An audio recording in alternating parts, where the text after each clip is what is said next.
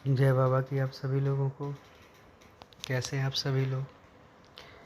उम्मीद है बाबा माँ की कृपा ही होगी, आप सभी लोग अच्छे होंगे, कुशल होंगे। दरबार से जुड़ने के बाद बहुत सारी चीज़ें दिमाग में आती हैं। आप सब लोग भी सोचते होंगे कि अब हमारे जीवन में क्या क्या चीज़ें चल रही हैं, पहले क्या चलती थी और आज क्या चल रही हैं। ये सोचना भी बहुत ज़रूरी है, क्योंकि इसी के माध्यम से हमें पता चलता है कि हम सही पथ पे हैं या गलत पथ पे हैं।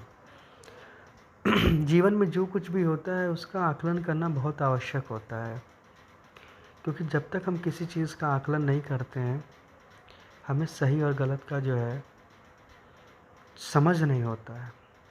तो जो भी करें आप उस चीज़ पे विचार ज़रूर करें। विचार अवश्य आता है। विचारों का जो शुद्धिकरण होता है वो बहुत आवश्यक होता है, और विचारों का शुद्धिकरण स्वतः नहीं हो सकता है। उसके लिए एक मार्ग की ज़रूरत होती है और सत्य मार्ग की ज़रूरत होती है। अगर आप सत्य के पथ पे हैं और सत्य के मार्ग पे चल रहे हैं तो उसका शुद्धिकरण भी आवश्यक है। और शुद्धिकरण का आवश्यकता कैसे पूर्ण होगा? तो वो पूर्ण गुरु से पूर्ण होगा। जब आप पूर्ण गुरु की शरण में होते हैं और उनके बताए हुए जो भी नियम होते हैं उसका जब आप पूर्ण रूप से पालन करते हैं तो निश्चय ही एक समय ऐसा आता है आपके जीवन में जब आप पूर्णता की ओर अग्रसर होते हैं और जीवन के हर एक कर्तव्य का पालन करते हुए उस पराकाष्ठा को पार पाते हैं, जो शायद बहुत अनमोल होता है। और उस अनमोल चीज़ों को पाने के दौरान जो आप कर्म कर्तव्य करते हैं उस दौरान आप बहुत सारे अनुभव करते हैं। ये अनुभव ही आपको दर्शाता है कि आप पूर्ण गुरु के करीब हैं, उनके छत्रो छाया में हैं, और यही अनुभव ही आपको पूर्णता की ओर ले जाता है। ना जाने हमने कितने जन्म लिए होंगे पूर्ण गुरु को पाने के लिए।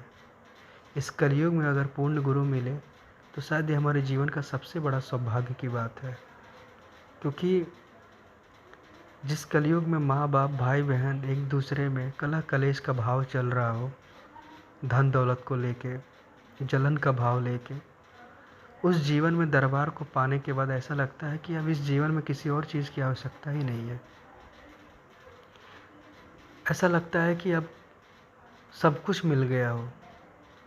परिवार के डीएनए में जितने लोग शामिल होते हैं उन लोगों के अलावा दूसरों की आवश्यकता नहीं महसूस होती है। बात करने का यदि मन भी होता है तो दरबार से जुड़े हुए व्यक्ति से ही बात करने का मन होता है। ये सारी चीज़ें मैं आपसे इसलिए शेयर कर रहा हूँ क्योंकि मुझे लगता है ये सब चीज़ें बहुत आवश्यक है बात करना इस पर। हम सब सोचते तो हैं पर अपने विचारों को प्रकट नहीं कर पाते हैं। तो विचारों का लेन देन आदान प्रदान प्रकट करना बहुत आवश्यक है, क्योंकि इसी के माध्यम से हम समझ पाते हैं कि हम जो चीज़ सोच रहे हैं समझ रहे हैं क्या वो हम ही सोच समझ रहे हैं और बाकी लोग भी उस चीज़ को सोचते समझते हैं। तो सोच समझ का आदान प्रदान करना बहुत आवश्यक है।